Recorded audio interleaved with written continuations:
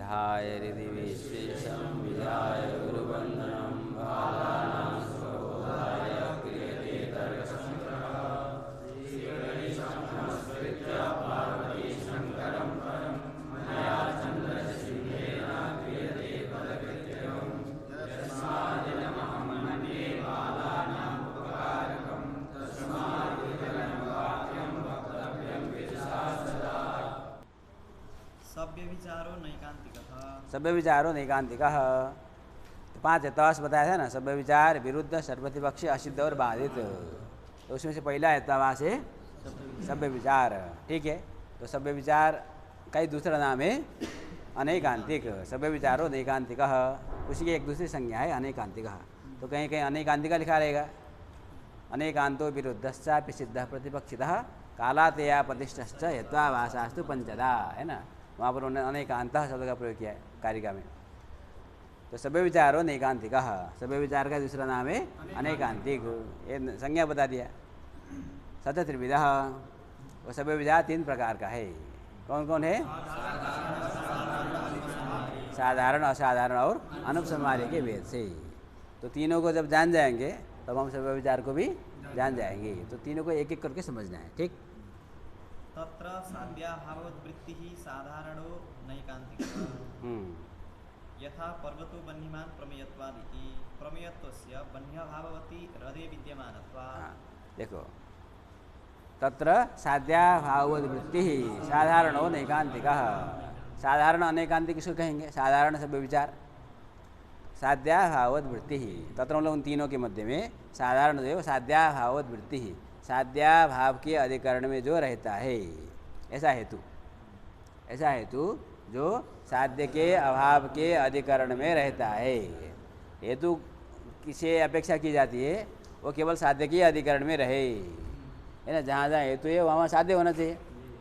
अर्थात जहाँ साध्य नहीं रहे वहाँ हेतु को नहीं रहना चाहिए, तभी वो साध्य हेतु है। जहाँ जहाँ हेतु है वहाँ साध्य को रहना चाहिए। अर्थात जहाँ साध्य वहाँ हेतु को नहीं रहना चाहिए। जैसे धूम हेतु है, जहाँ जहाँ धूम है वहाँ वहाँ अग्नि है। जहाँ अग्नि नहीं है वहाँ धूम भी नहीं है, नहीं है, तो इसलिए साध्य हेतु है। ठीक। किंतु ऐसा हेतु का हमने उपस्थापन किया, वह हेतु कहाँ रहता है? जहाँ साध्य नहीं रहता, जहाँ साध्य नहीं रहता, साध्य का अभाव जहाँ रहता है वहाँ पर भी यदि हेतु कोई रह जाए तो उसका नाम हो गया, वो दुष्ट हेतु हो गया, हेत्वाभास हो गया। उसका नाम हो गया साधारण अनैकांतिक। उसका सामान्यतः साधारण बोल सकते हैं, उसको हम लोग व्यभिचारी बोलते हैं। सब व्यभिचार का दूसरा नाम है व्यभिचारी, व्यभिचारी हेतु, है ना। व्यभिचार दोष हो गया तो व्यभिचार दोष वाले को सब व्यभिचार बोलो, व्यभिचारिण्य सहित सब व्यभिचार, अथवा व्यभिचारी बोलो। तो व्यभिचारी शब्द से का ज़्यादा प्रयोग होता है, और व्यभिचारी हेतु है, उसका नाम साधारण है। समझ में आया? 3 प्रकार के जो सब व्यभिचार हमने पढ़ा, उसमें से सबसे प्रसिद्ध कौन है? वो साधारण है। कहीं भी ग्रंथकार यहाँ पर व्यभिचार ऐसा कहेंगे तो समझना चाहिए वो किसकी बात कर रहे हैं? साधारण की बात कर रहे हैं, साधारण से व्यभिचार की बात कर रहे हैं। समझ में आया? तो किसको साधारण से व्यभिचार कहेंगे? ऐसा हेतु जो साध्य के अभाव के अधिकरण में रहता है, बस इतना समझना है। जो हेतु साध्य के अभाव के अधिकरण में रहता है, जहाँ साध्य नहीं है वहाँ पर भी हेतु रहे, उस हेतु का नाम दे देना है साधारण सभ्य विचार। उदाहरण दे बताओ तो कहते पर्वतो वन्यमान प्रमेयत्वात्, है ना। पर्वतः वन्यमान, तो पक्ष हो गया पर्वत, साध्य हो गया वन्नी, हेतु हो गया प्रमेयत्व। प्रमेयत्व कहाँ रहता है? प्रमेयत्व कहाँ रहता है? प्रमेय में रहता है। प्रमेय कौन है? सर्वम प्रमेयम, सब कुछ प्रमेय है ना। तो प्रमेयत्व सर्वत्र रहता है, प्रमेयत्व सर्वत्र रहता है। पहले पढ़ा ना, अविधेयत्व प्रमेयत्व सर्वत्र रहता है। और हेतु साध्य क्या है? वो बन्नी कहाँ है? पर्वत में, चत्वर में, गोष्ठ में, मानस में, तो 4 जगह पर है जहाँ जहाँ हम लोग आग जलाएंगे। सर्वत्र है। जलरथ में है? जलरथ में नहीं है। तो जहाँ पर बन्नी नहीं है, बन्नी का अभाव का अधिकरण हो गया जलरथ, सरोवर, उस सरोवर में भी प्रमेय तो हेतु रहता है। साध्याभाववत वृत्ति हो गया, साध्याभाव के अधिकरण में वो हेतु रहता है, इसलिए उसका नाम हो गया साधारण सभ्य विचार हो गया। हाँ, अब मूल मूल पढ़ो, पदकृत्य मत पढ़ो, पहले मूल पढ़ते हैं फिर पदकृत्य में वापस आते हैं। ठीक, तो मूल का मूल इतने यही महत्वपूर्ण ही है। हेतावास में पदकृत्य देखेंगे कुछ है नहीं उसमें, मूल अच्छे से समझना चाहिए और केवल समझना पर्याप्त नहीं है, वो जब हेतु देख करके वो 5 में से कौन है निर्णय होना चाहिए, तब वो हेतावास का काम है। एक एक देखेंगे तो सीधा ही है, तो इसमें कौन सी बड़ी बात है, कोई टेढ़ी बात है। जो हेतु साध्याभाव के अधिकरण में रहे वो साधारण हो गया। समझ में आई बात? हाँ चलो। तत्र साध्याभाववृत्तिः साधारणो नैकान्तिकः यथा पर्वतो बह्निमान् प्रमेयत्वादिति प्रमेयत्वस्य बन्यभाववति हृदये विद्यमानत्वात्। ठीक, प्रमेय तो जो है बन्य भाव का जो अधिकरण है रद उसमें विद्यमान है, साध्याभाव के अधिकरण में रह गया, इसलिए वो साधारण हो गया। सर्व सपक्ष विपक्ष व्यावृत्तः पक्षमात्र वृत्तिः असाधारणः। सर्व सपक्ष विपक्ष व्यावृत्तः पक्षमात्र वृत्तिः असाधारणः। ऐसा हेतु, हेतु को पकड़ना है, सारे हेतु की बात हो रही है। ऐसा हेतु जो सभी सपक्ष और विपक्ष में नहीं रहता है ना, सर्व सपक्ष विपक्ष व्यावृत्तः, वृत्ति में रहता है, व्यावृत्त में नहीं रहता, तो सभी सपक्ष में भी न रहे सभी विपक्ष में भी न रहे, और पक्षमात्र वृत्ति ही केवल पक्षमात्र में रहता है, उसको हम कहेंगे असाधारण सभ्य विचार। उसका नाम हो गया असाधारण, इतने पता चल जाएगा असाधारण। ठीक, कैसा हेतु? जो हेतु सभी सपक्ष में भी नहीं रहता, सभी विपक्ष में भी नहीं रहता, केवल पक्ष मात्र में रहता है। समझे? यथा शब्दो नित्यः शब्दत्वात्। हाँ, नित्यत्व साध्य है कि अनित्यत्व साध्य है? तो उसमें खंडाकार है कि नहीं? नहीं है, अध्यास का तो कोई मतलब नहीं, वो अध्यास देना भी नहीं चाहिए। शब्दो नित्यः शब्दत्वात्, शब्द को बनाया पक्ष और साध्य बनाया नित्यत्व को, नित्यत्व को साध्य बनाया, तो लगाना है ना, जहाँ वाहन मान नहीं है वहाँ पर तो जोड़ देना है, साध्य में, हेतु में नहीं जोड़ना। हेतु जैसा है वैसे ही, हेतु में केवल पंचमी विभक्ति को हटा करके वो प्रकृति का अर्थ, प्रकृति अर्थ को लेना है। समझ में आया? तो पक्ष हो गया शब्द, साध्य हो गया नित्यत्व, नित्यत्व साध्य है, हेतु हो गया शब्दत्व। अब बताओ शब्द नित्य है क्या अनित्य है? जो शब्द कंठ तालु के विकास से उत्पन्न होने वाला शब्द है वो वैखरी है, वो व्याकरण के मत में भी अनित्य ही है। शब्द नित्य करके जो व्याकरण बोलते हैं वो स्फोट रूप शब्द की बात करते हैं जो कि अव्यक्त है। समझ आया? कंठ तालु के विकास से जो उत्पन्न होता है, तत्त स्थान का निरूपण तो पाणिनि ने किया है ना, ये शब्द का उच्चारण के ये स्थान है, तो तत्त स्थान से उत्पन्न हो रहा है ना, कंठ तालु स्थान तो खुद व्याकरण तो बताते हैं। क्या समझ में आया? इसलिए वो जो शब्द नित्य बात है वो स्फोट रूप शब्द है, पराय वाणी वो नित्य है, और न्याय जो है उसकी बात नहीं करता है। न्याय के अंदर शब्द मतलब कौन? श्रोत्र ग्राह्य गुणो शब्द, तो श्रोत्र से ग्राह्य शब्द कौन है? वो वैखरी है। समझ में आई बात? वो वैखरी जो शब्द है वो हमारे प्रयत्न करने से कंठ तालु के विकास से उत्पन्न होता है और वो तृतीय क्षण में उसका नाश हो जाता है। बात समझ में आई? हाँ। सर्व सपक्ष विपक्ष व्यावृत्तः पक्षमात्र, तो पक्ष क्या हुआ? शब्द हुआ। साध्य क्या हुआ? नित्यत्व साध्य हुआ। हेतु हो गया शब्दत्व। ठीक, अब यहाँ पर जो हेतु है हमारा शब्दत्व हेतु है वो असाधारण है, हमको बताना है। असाधारण क्यों है? क्योंकि सभी सपक्ष और विपक्ष से व्यावृत्त है। अब सपक्ष पक्ष क्या हुआ? पक्ष हो गया शब्द। साध्य क्या है? नित्यत्व का निश्चय कहाँ है? नित्यत्व का निश्चय आकाश में। नित्यत्व का निश्चय कहाँ है? आकाश। आकाश में शब्दत्व रहता है? आकाश में शब्दत्व रहता है? नहीं रहता है। आकाश में शब्दत्व शब्द में रहता है। आकाश में तो और भी कोई नित्य पदार्थ जैसे आत्मा है, परमाणु है, उसमें शब्दत्व रहेगा? तो सपक्ष कौन हुआ यहाँ पर? नित्य वस्तु है ना, उनमें शब्दत्व नहीं रहता, तो सर्व सपक्ष व्यावृत्त अग्नि हुआ। और विपक्ष कौन है? घटपट आदि अनित्य वस्तु है, घटपट आदि में शब्दत्व रहता है, तो विपक्ष में भी नहीं रहता। तो सपक्ष में भी नहीं रहता, विपक्ष में भी नहीं रहता, और केवल जो पक्ष है शब्द उसी में शब्दत्व रहता है, अतः यह असाधारण नाम का अनेकांतिक हो गया। ठीक, हाँ हाँ। सर्वसपक्ष विपक्ष व्यावृत्तः पक्षमात्र वृत्तिः असाधारणः यथा शब्दो नित्यः शब्दत्वादिति शब्दत्वं हि सर्वेभ्यो नित्येभ्यो नित्येभ्यः व्यावृत्तम् शब्दत्वम ही, दो शब्दत्व है, सभी नित्य और सभी अनित्य। नित्य माने सभी सपक्ष, अनित्य माने सभी विपक्ष। तो सभी नित्यभ्यो अनित्यभ्यश्च व्यावृत्तम, सभी नित्यों से और व्यावृत है। नित्य में भी नहीं रहता है, सभी सपक्ष में और सभी विपक्ष में नहीं रहता, केवल पक्ष मात्र में रहता है, इसलिए यह हो गया असाधारण। ठीक, हाँ। अन्वय व्यतिरेक दृष्टांत रहितो अनुपसंहारी। तीसरा जो अनेकांतिक है वो अनुपसंहारी है। ठीक, उसका लक्षण हो गया अन्वय व्यतिरेक दृष्टांत रहित। अन्वय दृष्टांत और व्यतिरेक दृष्टांत से रहित ऐसा हेतु जहाँ पर अन्वय दृष्टांत भी हमको नहीं मिलता है और व्यतिरेक दृष्टांत भी नहीं मिलता है, वो उसको हम कहेंगे अनुपसंहारी। यथा सर्वम अनित्यम प्रमेयत्वात्। सर्वम अनित्यम प्रमेयत्वात्, तो पक्ष हो गया सर्व, सब कुछ पक्ष हो गया। साध्य हो गया अनित्यत्व, सर्वम अनित्यम हेतु हो गया प्रमेयत्व, प्रमेयत्व हेतु हो गया। अब देखो हमको सब पक्ष ढूंढना है और विपक्ष ढूंढना है, मतलब अन्वय व्यतिरेक दृष्टांत रहित कहा है ना, तो अन्वय दृष्टांत और व्यतिरेक दृष्टांत। सपक्ष ही तुम्हारा अन्वय दृष्टांत होता है और विपक्ष ही व्यतिरेक दृष्टांत होता है। अन्वय दृष्टांत किसको कहते हैं? हाँ, पक्ष भिन्नत्वम, साध्य साधनवत्व से पक्ष भिन्नत्वम अन्वय दृष्टांत। और व्यतिरेक दृष्टांत किसको बोलते हैं? हाँ, साध्याभाव साधना भाववत्व से पक्ष भिन्नत्वम। तो दृष्टांत होने के लिए दोनों में एक समानता है, ये पक्ष से भिन्न होना चाहिए, चाहे अन्य दृष्टांत हो चाहे व्यतिरेक दृष्टांत हो।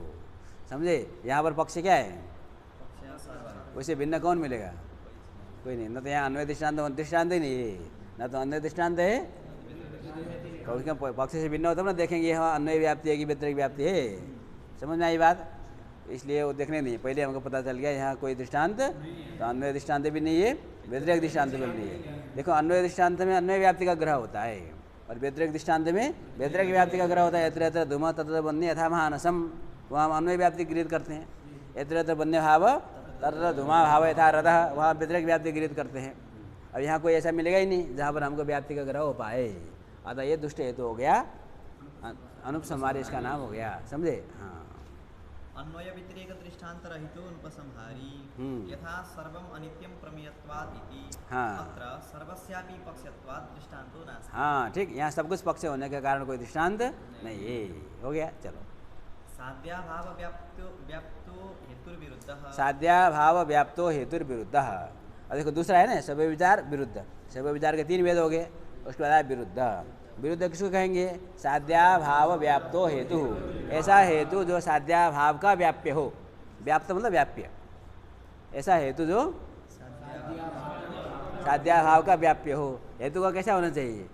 साध्य का व्याप्य होना चाहिए।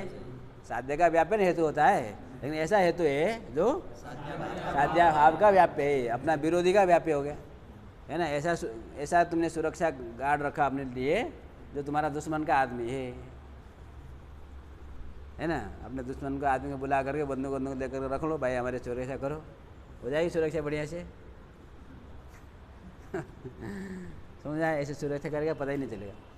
हो गया, तो विरुद्ध हो गया। ऐसा हेतु जो साध्याभाव का व्याप्य हो, वो विरुद्ध है। जैसे शब्दो नित्यः कृतकत्वादिति। पक्ष बना दो शब्द को, साध्य हो गया अनित्यत्व कि नित्यत्व? नित्यत्व साध्य। शब्द नित्य कृतकत्वात्, पक्ष हो गया साध्य, हो गया नित्यत्व, हेतु हो गया कृतकत्व। कृतकत्व मतलब कार्यत्व। कृतक माने कार्य, कृतक मतलब कार्य, तो कृतकत्व मतलब कार्यत्व। समझ में आया? तो कार्यत्व हेतु को हमने रखा है किसके लिए? शब्द में नित्यत्व को सिद्ध करने के लिए कार्यत्व हेतु को हमने रखा। समझ में आया? अब व्याप्ति बनाओ, यत्र यत्र कार्यत्वम तत्र नित्यत्वम, ऐसा कहीं मिलेगा? ऐसा कहीं नहीं मिलने वाला। उल्टा करो, यत्र यत्र, नहीं उल्टा उस तरह से नहीं करना है। यत्र यत्र कार्यत्वम तत्र तत्र नित्यत्वाभावः अनित्यत्वम, यत्र यत्र कार्यत्वम तत्र तत्र अनित्यत्वम, ऐसी व्याप्ति बनेगी नहीं बनेगी? जो भी कार्य है कार्य मतलब कौन, जो उत्पन्न होता है प्रागभाव प्रतियोगी, वो सब अनित्य है। जात से ध्रुव मृत्यु, तो यत्र यत्र यत्र यत्र कार्यत्वम कृतकत्वम तत्र तत्र अनित्यत्वम, ऐसी व्याप्ति बनेगी नहीं बनेगी। तो जो हेतु है तुम्हारा कार्यत्व, वो किसका व्याप्य है,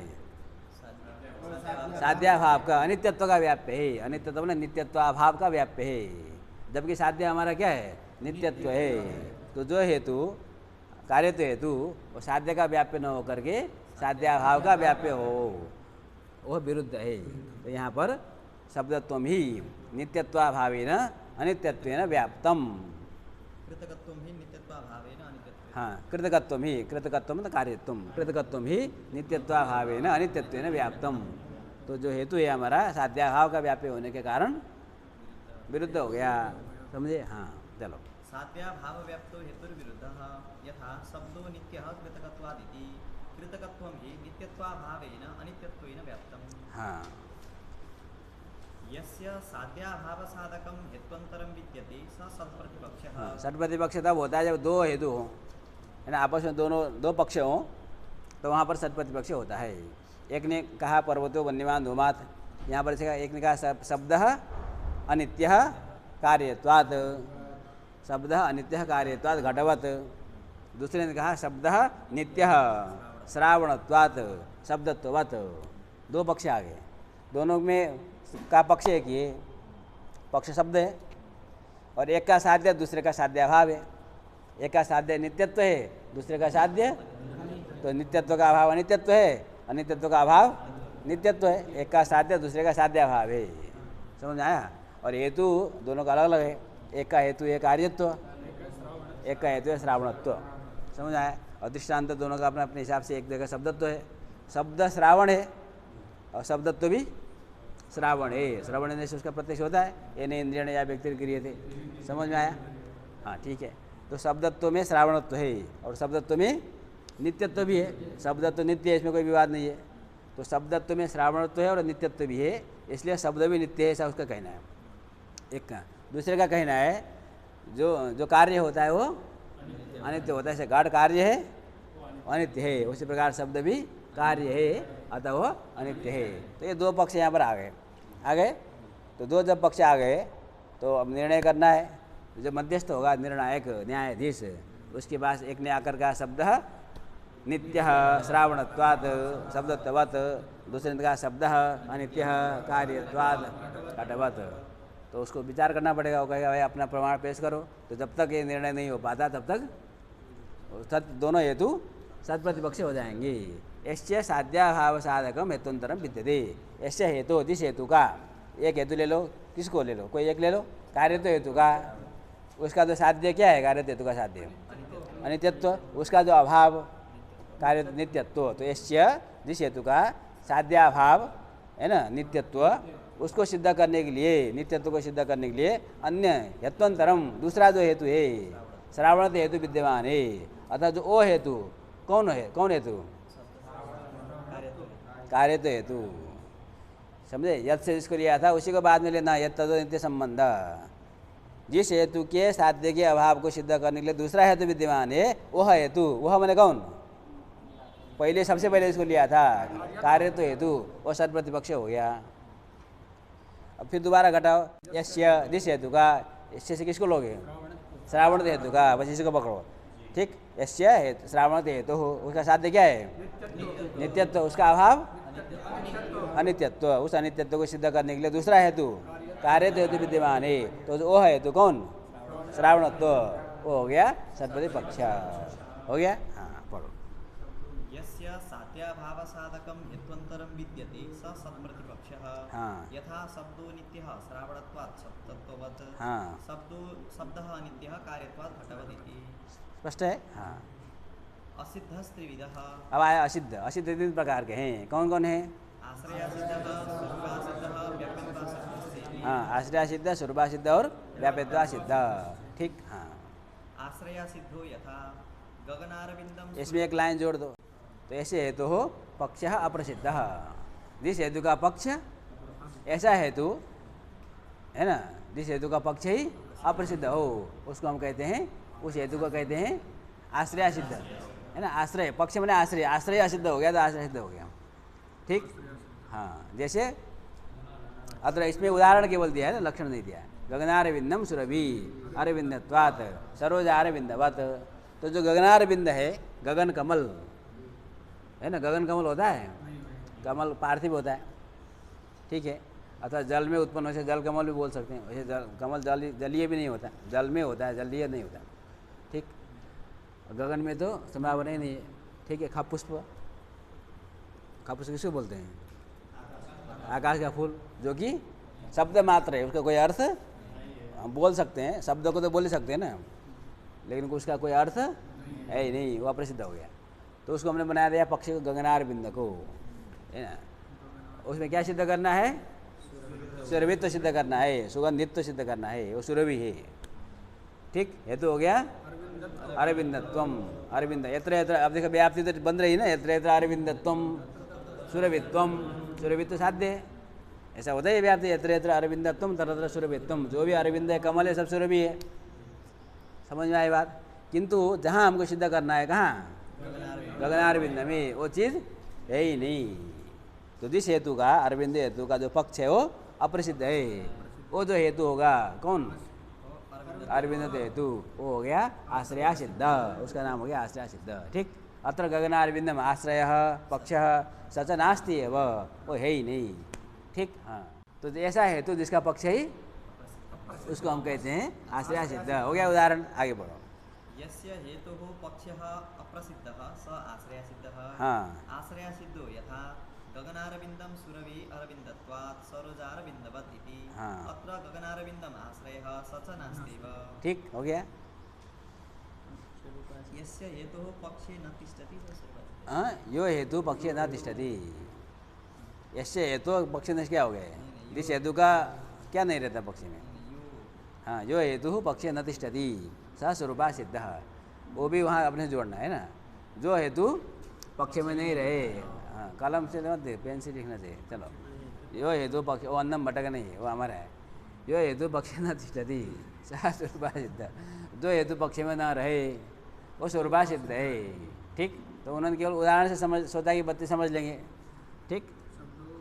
स्वरूपा सिद्धो यथा शब्दो नित्य साक्षुषत्वात् रूपवत्। शब्द अलग अलग पाठ है, कहीं पर शब्दों नित्य पाठ है, कहीं पर शब्द गुण ऐसा पाठ है। शब्दों गुण साक्षुषत्वात्, एक कोई फर्क नहीं पड़ता है। शब्द गुण साक्षुषत्वात्, शब्द अनित्य साक्षुषत्वात्, कुछ भी बना लो। हमको देखना है कि जो ऐसा हेतु जो हेतु पक्ष में ना रहे, यहाँ साध्य जो भी हो चले, क्योंकि असद हेतु तो है, सद हेतु तब ना विचार करना पड़ता, सही हो। दुष्ट हेतु बनाना, कुछ भी कहीं भी गड़बड़ कर दो, क्या फर्क पड़ता है। हमको इतना ध्यान देना है कि हेतु पक्ष में ना रहे, तो वो स्वरूपा सिद्ध हो जाएगा। तो हेतु क्या हुआ? चाक्षुषत्व। तो चाक्षुष कौन होता है? चाक्षुष जो चाक्षुष निर्देशक ग्राह्य रूपादि है, वो चाक्षुष होता है। शब्द चाक्षुष है नहीं है, तो पक्ष जो शब्द है उसमें चाक्षुषत्व, उसमें श्रावणत्व रहता है, वो श्रावण है। तो ये हेतु कौन हेतु? वो शब्द में पक्ष में नहीं रहता, इसलिए वो दुष्ट हेतु हो गया, उसका नाम हो गया स्वरूपा सिद्ध, स्वरूपा सिद्ध, ठीक। हाँ, यो हेतुः पक्षे न तिष्ठति स स्वरूपा सिद्धः। स्वरूपा सिद्धो यथा शब्दो नित्यः चाक्षुषत्वात् रूपवत् इति। अत्र चाक्षुषत्वं शब्दे नास्ति, शब्दस्य श्रावणत्वात्। हाँ, ठीक। हाँ, चलो। सोपाधिको हेतुर्व्याप्यत्वा सिद्ध। तीसरा जो है व्याप्यत्वा सिद्ध है, तो व्याप्यत्वा सिद्ध किसको कहेंगे?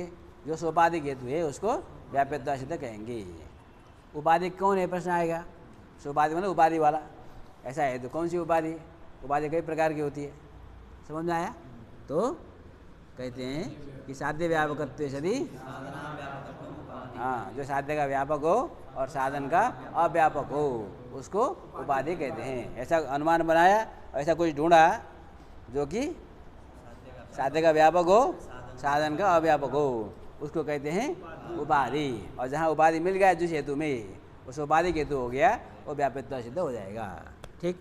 अब प्रश्न आएगा साध्य व्यापकत्व क्या चीज़ है, साधना व्यापकत्व क्या चीज़ है? हाँ, साध्य व्यापकत्व सति साधना व्यापकत्व उपाधिः। साध्य समानाधिकरणात्यंताभावा प्रतियोगित्वं साध्य व्यापकत्वम्। हाँ, साध्य समानाधिकरणात्यंताभावा प्रतियोगित्वं साध्य व्यापकत्वम्, ये केवल अभी याद करना है, ठीक। हाँ, साधनबन्धिष्टात्यंताभावा प्रतियोगित्वं भाव प्रतियोगित्वं साधना हाँ। व्यापकत्वं। क्या है? साधनवन्निष्ठात्यंता भाव प्रतियोगित्वं। हाँ, साधनवनिष्ठ अत्यंता भाव प्रतियोगित्वम, उसमें दोनों ही इतने ही अंतर है, एक तो प्रतियोगित्वम, एक अप्रतियोगित्वम। इधर साध्य उधर साधन, समानाधिकरण लिखा है और साधन बद्निष्ठ का है, तो बद्निष्ठ कहना भी समानाधिकरण ही है। समझ आया? तो साधन समानाधिकरण वैसे याद कर सकते हैं। साधन समानाधिकरण अत्यंता भाव प्रतियोगित्वम साधना व्यापकत्वम। ठीक है, तो इसको विचार करेंगे, अब इसको याद कर लेना है। ग्रंथकार ने भी उसकी व्याख्या नहीं किया है, लेकिन हम लोग करेंगे। ठीक है, हाँ आगे पढ़ो। यथा पर्वतो धूमवान वह्निमत्वात् इत्यत्र आर्द्रेन्दन संयोग उपाधि। किसी ने अनुमान बनाया पर्वत धूमवान बन्नीमत्वात्, पक्ष हो गया पर्वत, साध्य हो गया धूम, हेतु हो गया बन्नी, बन्नीमत्व मतलब बन्नी, बन्नीमत्व हेतु हो गया। ठीक, तो यहाँ पर जो हेतु है वो व्याप्यता सिद्ध है, क्योंकि यहाँ पर उपाधि है। क्या उपाधि है? आर्द्र ईंधन संयोग। आर्द्र बने गीला, जो ईंधन बने लकड़ी का संयोग, आर्द्र ईंधन संयोग है ना। जो आग जल रही है वहाँ गीला लकड़ी डालोगे तो क्या होता है? धुआं होता है। समझ आया? तो धुएं के प्रति कारण कौन है? आर्द्र ईंधन संयोग। ठीक, आर्द्रता गीलापन उसके प्रति कारण होता है। पानी होने से धुआं उत्पन्न होता है। बात समझ में आया? तो उसको आर्द्र ईंधन संयोग को हमको बनाना है उपाधि। उपाधि होने के लिए दो चीज़ होना चाहिए, साध्य का व्यापक हो, साधन का अव्यापक हो। साधन का व्यापक न हो तो साध्य कौन है? धूम साध्य है। तो यत्र यत्र धूम, अभिनय कर लो पता चल जाएगा व्यापक कौन है व्यापक कौन है। यत्र यत्र धूम तत्र तत्र आर्द्रंदन संयोग है कि नहीं? जहाँ जहाँ धूम है वहाँ आर्द्रंदन संयोग है कि नहीं? ये धुआं, आर्द्रंदन संयोग होने से धुआं होता है। तो साध्य धूम का व्यापक हो गया कौन? आर्द्रंदन संयोग हो गया। साधन का अव्यापक होना चाहिए, साधन कौन है? तो यत्र यत्र बन्नी तत्र तत्र आर्द्रंदन संयोग, ऐसी व्याप्ति है? वन्नी तो तपता है, गोलक में भी है, तपा हुआ लोहे का हीटर में भी है, वहाँ पर आर्द्रंदन संयोग नहीं है। तो साधन जहाँ जहाँ है यत्र यत्र बन्नी तत्र तत्र आर्द्रंदन संयोग नास्ति। तो यदि ऐसा होता तो क्या होता? व्यापक होता। ऐसा नहीं है तो व्यापक नहीं हुआ, तो आर्द्रंदन संयोग साधन का अव्यापक हो गया। तो साध्य का व्यापक और साधन का अव्यापक होने के कारण आर्द्रंदन संयोग उपाधि है। और ये उपाधि कहाँ मिला हमको? कौन से अनुमान प्रयोग करते समय में? बन्नी को हेतु बनाते समय में। धूमान बन्नी है ना, पर्वत धूमान बन्नीमत्वात् यहाँ पर, इसलिए जो हेतु हुआ हमारा बन्नीमत्व हेतु वो हो गया व्याप्यता सिद्ध। सोपाधिक होने के कारण व्याप्यता सिद्ध हो गया। ठीक, पढ़ो। सोपाधिको हेतुर्व्याप्यत्वा सिद्धः। हाँ। साध्य व्यापकत्वे सति साधना व्यापकत्वं उपाधिः। हाँ, साध्य समानाधिकरणात्यंता भावा प्रतियोगित्वं साध्य व्यापकत्वं। ठीक साधनवन्निष्ठात्यंता भाव प्रतियोगित्वं साधना व्यापकत्वं। ठीक यथा पर्वतो धूमवान् वह्निमत्वात् इत्यत्र आर्द्रेन्दन संयोग उपाधिः। ठीक। तथा हि यत्र धूमस्तत्र आर्द्रेन्दन संयोगः इति साध्य हाँ, व्यापकत्वं। यानी यत्र धूम तत्र आर्द्रंदन संयोग। तुम और दो बार लगा लो, यत्र यत्र धूम तत्र तत्र आर्द्रंदन संयोग, ऐसा समझना है ना। हाँ यत्र बन्हि तत्र आर्द्रेन्दन संयोगो नास्ति। हाँ, यत्र यत्र बन्य तत्र आर्द्रंदन संयोग इति नास्ति। कुतः? अयोगोलके आर्द्रेन्दन संयोगः भावः। हाँ, इति साधना व्यापकत्वम, व्यापक नहीं हुआ अर्थात अव्यापक हो गया। एवं साध्य व्यापकत्वे सति साधना व्यापकत्वाद् आर्द्रेन्दन संयोग उपाधिः। साध्य का व्यापक और साधन के अव्यापक होने से आर्द्रंदन संयोग उपाधि हो गया। सोपाधिकत्वाद् बन्नीमत्वं। और जो हेतु है हमारा बन्नीमत्व सोपाधिक हो गया, इसलिए वो व्याप्यता सिद्ध हो गया। यस्य साध्याभावः प्रमाणान्तरेण पक्षे निश्चितः स बाधितः। अब बाधित हेतु है पांचवा, ऐसा हेतु जिस हेतु का साध्य का अभाव किसी दूसरे प्रमाण से पक्ष में निश्चित है। हम हेतु के द्वारा पक्ष में साध्य को सिद्ध करना चाहते हैं, किंतु हमको किसी दूसरे प्रमाण से पता चल गया कि पक्ष में साध्य का अभाव है। समझ में आई बात? तो किसी अन्य प्रमाण से पक्ष में साध्य अभाव का यदि निश्चय हो जाता है तो ऐसा जो हेतु है वो हेतु होता है बाधित। ठीक, जैसे यथा बन्हि अनुष्णः द्रव्यत्वादिति। बन्ही अनुष्णः द्रव्यत्वात्, पक्ष हो गया बन्ही, पक्ष हो गया, साध्य हो गया। कहाँ पहुँचे हुए हो? साध्य क्या हो गया? अनुष्णत्व। हेतु हो गया द्रव्यत्व। समझ आया? तो अब द्रव्यत्व हेतु के द्वारा क्या सिद्ध करना है हमको? अनुष्णत्व सिद्ध करना है। कहाँ सिद्ध करना है अनुष्णत्व? बन्ही में। अब कौन से प्रमाण के द्वारा? अनुमान प्रमाण के द्वारा अनुमान कर रहे हैं, बन्ही अनुष्णः द्रव्यत्वात्। तो अनुमान प्रमाण के द्वारा हम क्या सिद्ध करना चाहते हैं कि बन्ही में अनुष्णत्व सिद्ध करना चाहते हैं, किंतु ऐसा छू कर देख लिया तो प्रत्यक्ष प्रमाण से क्या सिद्ध हो गया कि बन्नी उष्ण है, बन्नी उष्ण है। तो अनुष्णत्व का जो अभाव है, हमारा साध्य जो अनुष्णत्व, उसका जो अभाव है उष्णत्व, वो प्रत्यक्ष प्रमाण से सिद्ध है। समझ में आया? तो जिस हेतु का साध्य का अभाव किसी दूसरे प्रमाण से पक्ष में निश्चित हो, वो हेतु हो जाएगा बाधित। अतः बन्ही अनुष्ण द्रव्यत्वात्, यहाँ पर द्रव्यत्व हेतु बाधित हो गया। ठीक। यस्य साध्याभावः प्रमाणान्तरेण पक्षे निश्चितः सः बाधितः। हाँ। यथा बन्ही अनुष्णः द्रव्यत्वादिति। हाँ। अत्र अनुष्णत्वं साध्यं तदभाव उष्णत्वं स्पार्शन प्रत्यक्ष। अनुष्णत्व है ना, अत्र अनुष्णत्वं साध्यं तदभावः उष्णत्वं, उष्ण है ना, तच्च उसको ले लेना है ना, तच्च स्पार्शन प्रत्यक्ष न गृह्यते। वो जो उष्णत्व वो स्पार्शन प्रत्यक्ष है, तो इंद्रिय के द्वारा होने वाला जो प्रत्यक्ष है वो प्रत्यक्ष प्रमाण से ही गृहीत है। अतः इसलिए वो हेतु हो गया बाधित। समझ में आई बात? ये पांचों हेत्वाभास हो गए, हो गया। अब हम एक उदाहरण देते हैं, लिख लो। वायु गंधवान स्नेहात, वायु गंधवान स्नेहात। तो इसमें काम क्या करना है